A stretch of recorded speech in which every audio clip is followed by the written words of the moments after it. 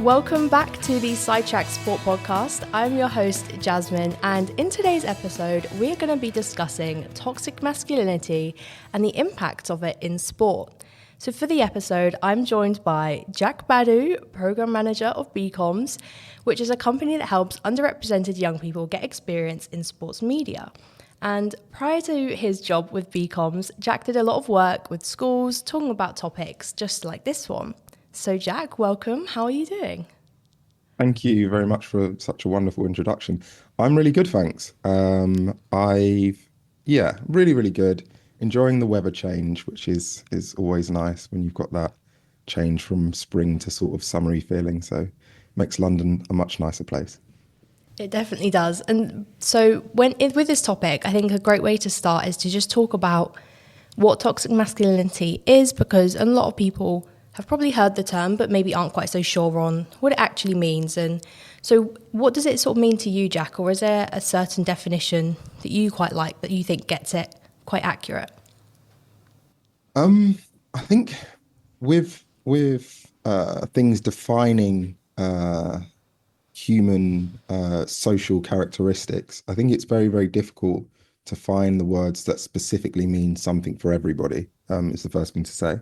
I think if we take into consideration where we are as a society, and if we take in things like how we present ourselves online, and then gender itself as well, it's a really difficult thing to define. But I think toxic masculinity to me and myself would be around my background in sport, and often negative ways in which groups of men, I would say groups of men as opposed to individuals, are displaying negative cultures towards others or towards women.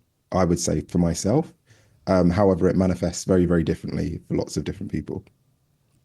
That's a very good point to make, actually. And I actually did try to find a definition that I quite liked before this episode. And I did find one on Young Minds. And like you said, Jack, it maybe doesn't apply to absolutely everything that encapsulates toxic masculinity. But the Young Minds define it as a term used to describe the negative aspects of exaggerated masculine traits which boys and men may feel a pressure to conform to because of cultural or social expectations. And they gave the examples that it might be the idea that men have to be providers or they shouldn't show weakness. And that those traits are called toxic because they have a negative impact on boys and men themselves as well as society in general. And I think to me that was a good sort of overview, a generic overview of what it might mean. What do you think of that definition? I honestly think it's really good. I think the issue we find is that often individuals will use certain aspects of definitions or words to almost make certain ideologies acceptable, or to say that certain things are being taken away from them. And so I think rather than just have a definition, I think it's something that needs to be discussed. And I think there needs to be education around what different thoughts or feelings or actions mean to individuals and why they feel that way. Just because, yeah, I think in the current society that we live in, lots of people will use certain terms for their own personal gain, I would say. Yeah, you've definitely got it right on. And I guess when we look at it more towards in sport, it can sort of come across to me how I might see toxic masculinity in sport is maybe people being told to man up and, it's not an injury, just man up, get over it, or insulting someone by sort of saying they run like a girl, they kick like a girl, whatever it is, sort of something like a girl, or even the idea that certain sports are for men and certain sports are for women, and sort of pushing that idea maybe as a society as a whole, or individuals pushing that idea that because you're a young boy, you shouldn't do gymnastics, for example, like stuff like that, I think is maybe how it might manifest. How do you think that you maybe see toxic masculinity present in sport? Yeah, I think from my background of working in school sports and community coaching, and then into women's football, it was really interesting to sort of noticed the differences of how certain tropes will carry across and will have negative effects to whether it's individuals or clubs or groups as a whole.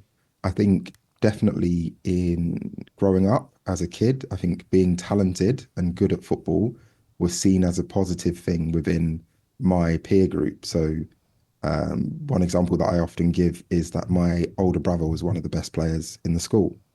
So as soon as I joined the school in year 7, I almost had this social currency that, oh, that's so and so's younger brother. He's gonna be all right because he's good at sport. And so I sort of had that ability to traverse like these aspects of being a young man really, really easily because I didn't have to fit in because I automatically had that sort of badge of honor of, oh, he's okay, he plays football. Um, However, for others, they almost had to fit in. Like it was something where you have to find a way proving that you are an acceptable member of the pack almost, which is like looking back at it now, it's really sad. But obviously, I had that privilege of being good at something that was held as a really important thing to be able to do, to be able to run around and kick a ball around. What's interesting for me is that's because I went to a footballing school. So what if I was really good at badminton? And I didn't have an older sibling that was really good at football? Would that have meant that my upbringing would have been, well, not upbringing, but my experiences within school sport would have been very, very different. So I think that's the first thing to kind of look at. And then there's that sort of them and us mentality of this is your tribe, this is your team. Again, funny situation. I grew up in Southeast London and my football club was Crystal Palace. So we were terrible. And so at no point did I sort of have that, I want to lord my team over you in any way, shape, or form. We were very close to Millwall, which is a very scary football team. So like already as a fan, I wasn't really trying to assert dominance over anyone else. However, you kind of saw that in London, you have these huge clubs. You have Chelsea, you have Arsenal, you have. It'll be rude not to say other clubs that are in, but I'm not going to go into it. And there is a sense of actually, I'm going to prove my masculinity by almost jumping on the back of successes on the football pitch and talking down to another person. And then the third way was that I think for young girls growing up, there wasn't that infrastructure for them. So you could be a really talented young footballer, but actually you probably wouldn't have a team. You wouldn't be allowed to play with the boys. And I don't really think there was an actual reason ever. It was kind of like an unwritten rule that only boys could play. I do remember there was a girl that would play with us at school, and physically maybe she wasn't as able as some of the boys, but she was definitely allowed to join in, but didn't have that avenue that we kind of have nowadays. So I think in a sporting setting for me, there were many different ways that it manifested. But again, I use this term of privilege that it wasn't something that would affect me. And I think from a masculine perspective, it's really important that if we're saying we want to get rid of certain aspects of negativity and toxic masculinity, we have to understand where we're coming from as individuals and how it's affected us.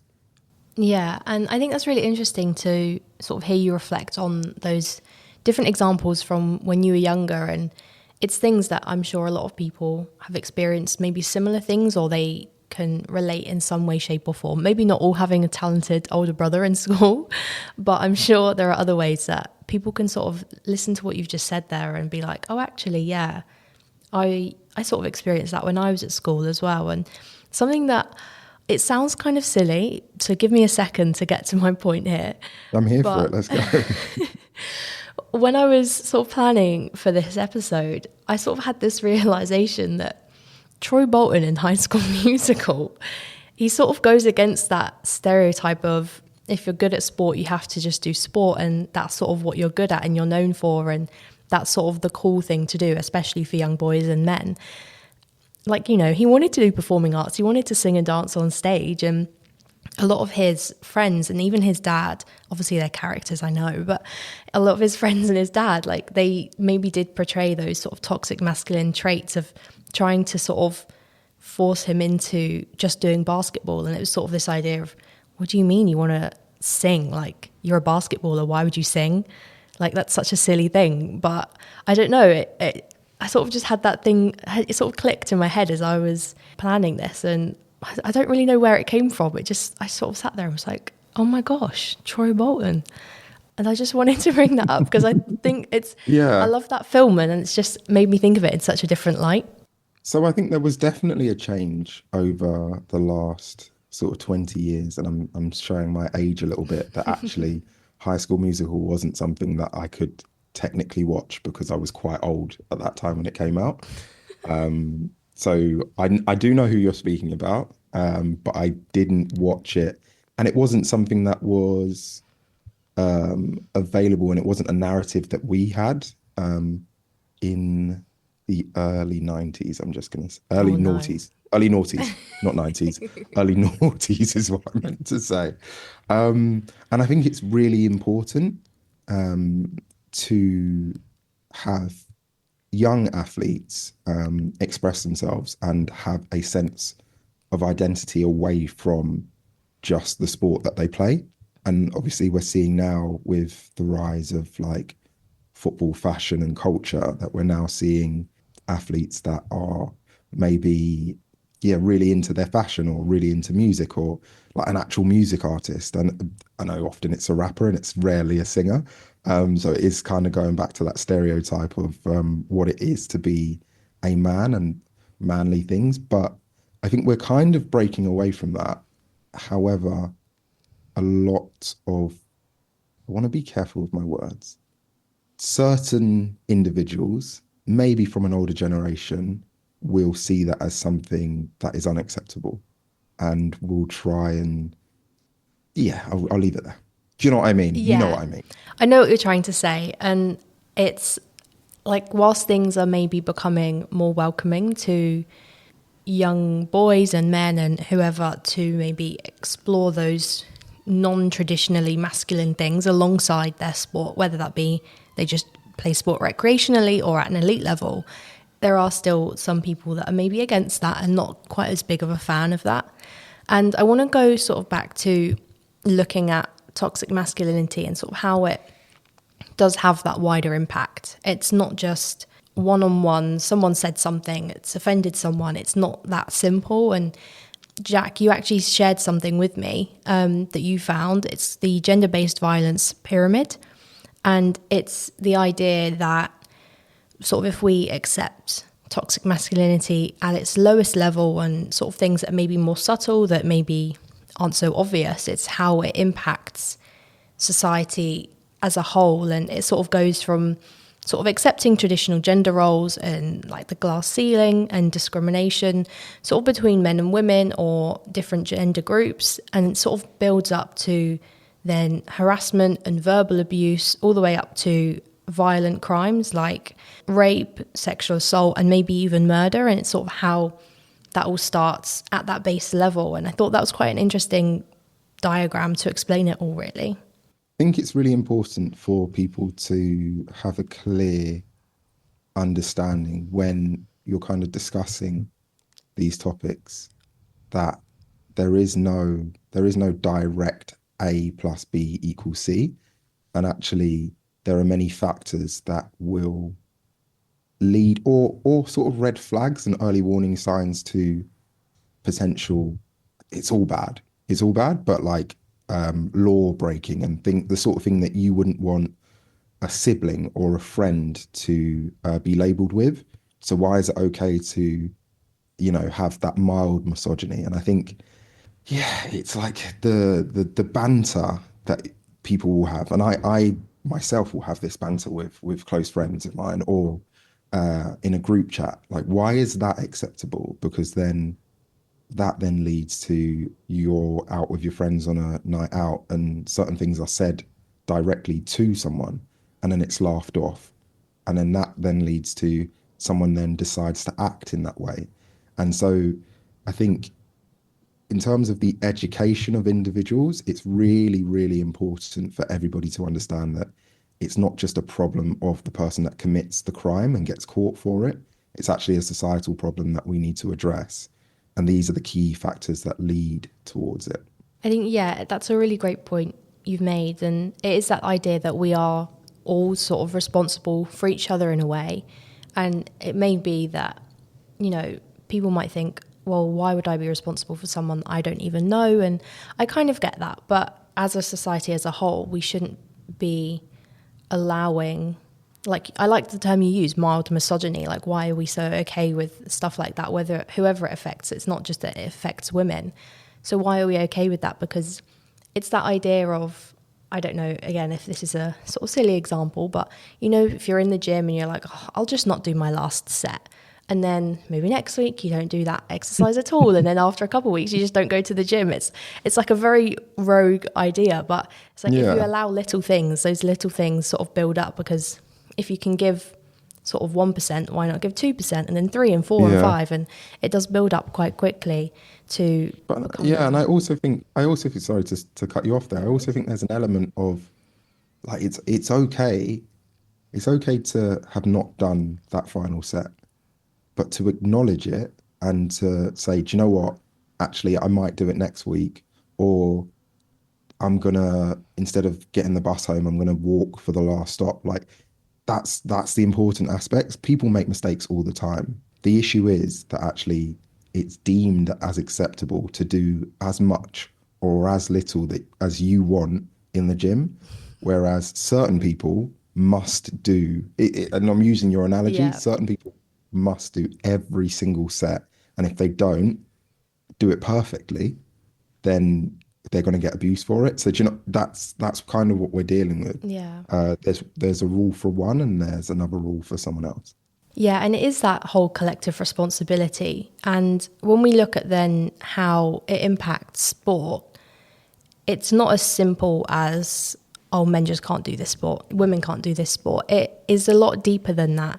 And it leads to particularly some men and young boys feeling excluded from being able to do sport at all, from like whether it be ever or from a certain age. They maybe start to feel like they're not sort of part of sport and sort of the culture of it, and they just don't feel it's a space they want to be in. And or even that maybe they have to hide parts of themselves or their personality to be in sport.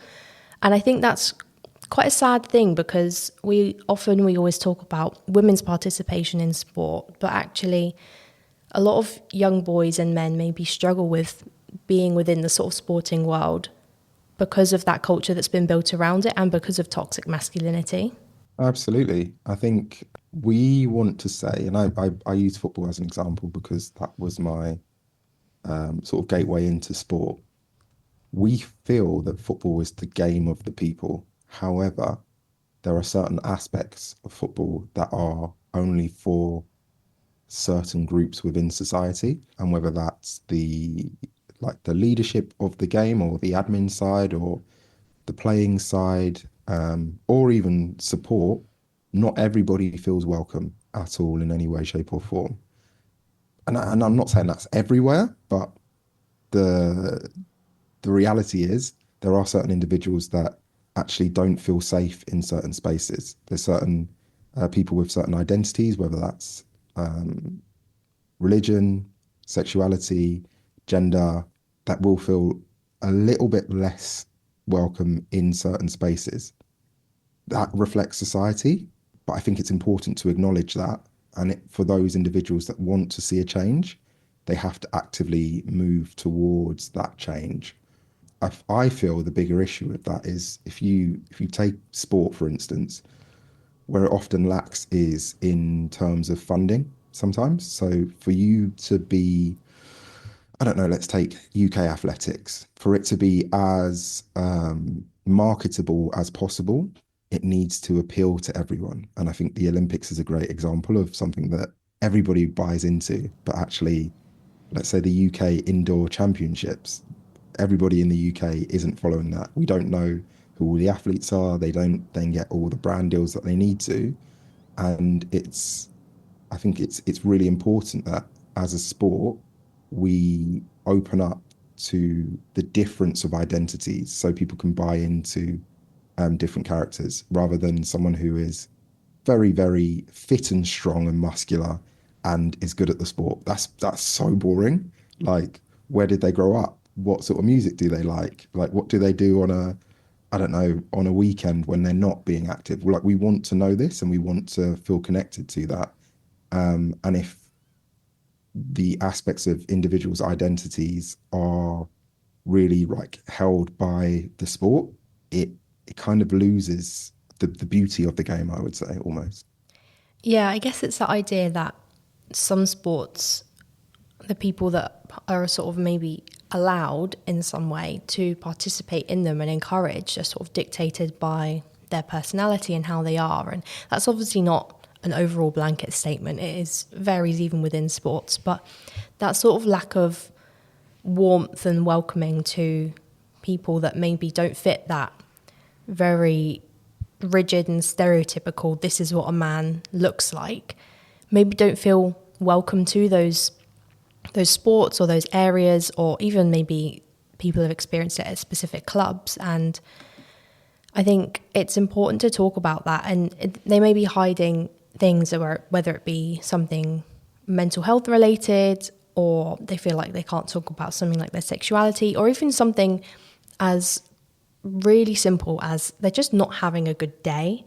Like they Mm. can't talk about something like that with their teammates or with people they're playing sport with.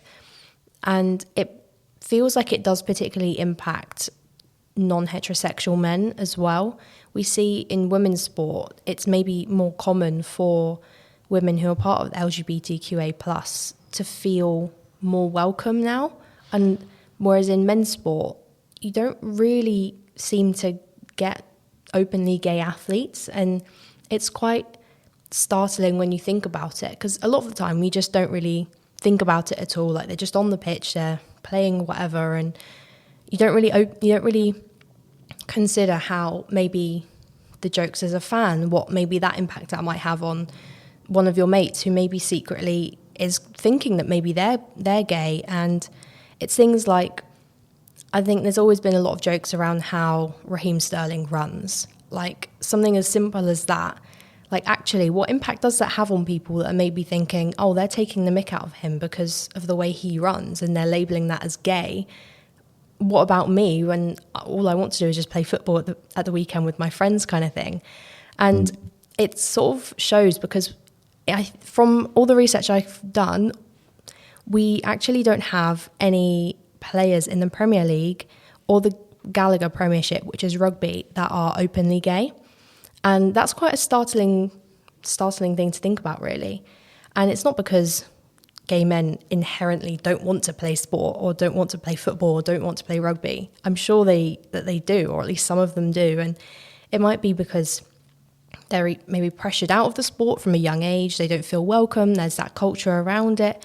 And we've not really seen very many gay or LGBT plus men in these sports sort of over the whole years. And it's quite a scary thing to think about, really. I think it is. I think the bigger problem is that it's almost acceptable. The status quo is actually acceptable. And like, if you take, I don't know, the Rainbow Laces campaign and how that was handled, and like, it's a great idea to have an armband. It's a great idea. How it's implemented, sometimes I feel potentially does more harm than good because ultimately there's a lack of understanding from many individuals. If you listen to maybe a talk sport or I don't know, like you'll read a newspaper and kind of see the way certain things are portrayed. It's again, it's that them and us, and it's I'm doing quotation marks with my hands. It's like they are forcing us to believe X. And it's like this has been really poorly translated. What we're trying to say is that we want to see everybody access the sport because actually sport is better if everybody has the opportunity to play, to watch and to be a part of it. Um, and I guess the whole point of doing the campaign is to make people feel welcome. And actually, if all that happens during that campaign is there's hatred, actually, is it not doing the opposite to that? So yeah, it's a really, I find it very difficult to view as an ally in that sense of, is there a better way, or that sport can create opportunities create opportunities to diversify the individuals that are taking part, to diversify the individuals that are speaking about the game, but also to think about what does the next generation of athletes, of commentators, of board members need? What do we need from them? I think that's really, really important to think about and consider. From my perspective, do I think it's changing? I actually think it's getting worse, to be honest. I think with the way we view sport, I think in the past it used to be sort of radio, TV, newspaper. That's where you're getting your information. Now we've got the growth of social media. We've allowed sort of trolls and I'm not going to use that word, but there's another word I was going to use, but I don't think it's appropriate. We've allowed certain individuals to almost gain notoriety from saying certain things, and certain footballers that used to play for Manchester City. Again, I'm not going to say his name. He's yeah, who has almost gained a following, and it's not Michael Richards, if anybody was thinking that. He's gained a following by being a troll and saying things that are, I'd imagine if you said to someone's face, you would get a really serious reaction. But because you can say certain things online, people almost see an ex-footballer say something, and because it's said by an ex-footballer, oh, that's the truth. And I think this is the difference, where actually nowadays we're in a situation where we've got to be quite worried by where different sections of society are being led, also to kind of understand why they're being led there, and what benefit it has to that individual that's doing it. But yeah, lots of a bit of a ramble there, but yeah, lots of thoughts around that. I definitely agree. And I think, to me, it almost feels like there's sort of two sections within society. There's sort of maybe those people that are wanting to make it a more welcoming place and sort of wanting to work to get rid of things like toxic masculinity. And then there's the other side that are doing whatever they're doing. And those two sides are sort of getting further and further apart. And it sort of felt like maybe a few years ago they were getting closer together and things were maybe linking and getting a bit better. And now it definitely feels like that divide is coming or growing to be bigger and bigger again. But I think it's important to recognise we do have some good examples of people that are maybe challenging those stereotypes with quite a community and with quite a following. And I found that Jake Daniels, he is the only openly gay player in the top 4 flights of men's football in this country. I may stand corrected, but he is the only one I could find. And I mean, if there is someone else, I would love to be told who it is. But yeah, he's the only person. And I think that's horrifying. But he came out in 2022 and has since grown to, I believe it's nearly 90,000 followers on Instagram. And he sort of shares a lot of his ups and downs and sort of just him as a person. Like, his whole sort of character isn't that he is gay, but he has recognised that he is sort of influential and he does have that platform and he's not shy to speak out about that. And I think that's great to see. But we also have Gareth Thomas, and it was quite a while ago now he came out in 2009, but he hid his sexuality for such a long time while playing rugby for Wales. And it wasn't until 2 years after he retired from international rugby that he came out as gay.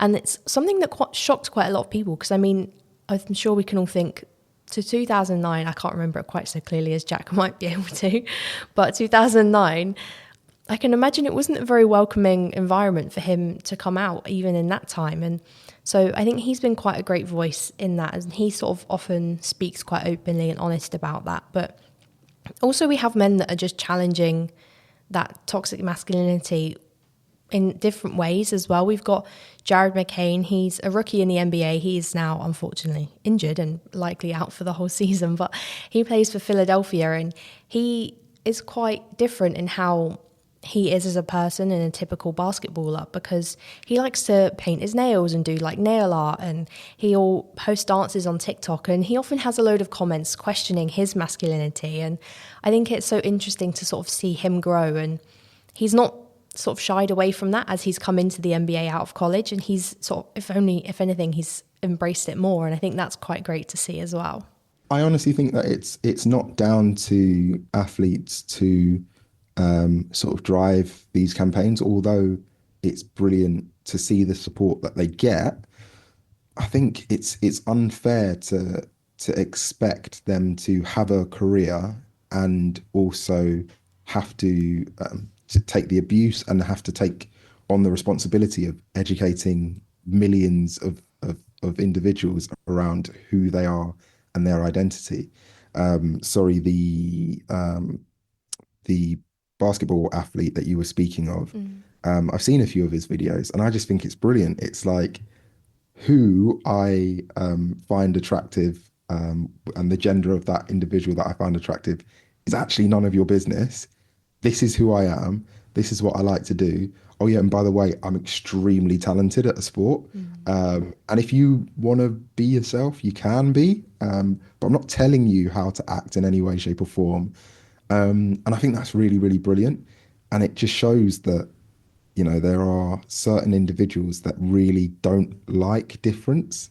It really hurts them. And I think almost there's an element of actually, is there a repressed sort of jealousy of the fact that they can't paint their nails? I mean, you know, anybody can do it if they wanted to, but you can't do it. So that's what really hurts you, or you can't.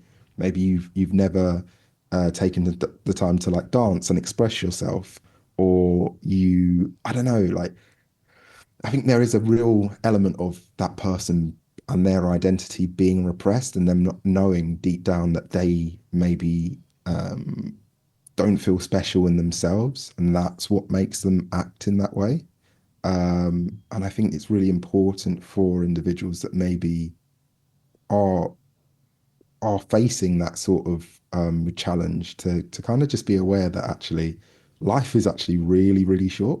And if you're going to spend your time sort of commenting on who someone loves or how someone dresses or how someone runs, then it's like, what are you doing with your spare time? Like, what do you do on the weekend? Just open your laptop and start like going on Instagram, commenting in a dark corner of your room. Like, it's wild. And it is. I do think it's really sad. And the issue for me is that young people are kind of being split.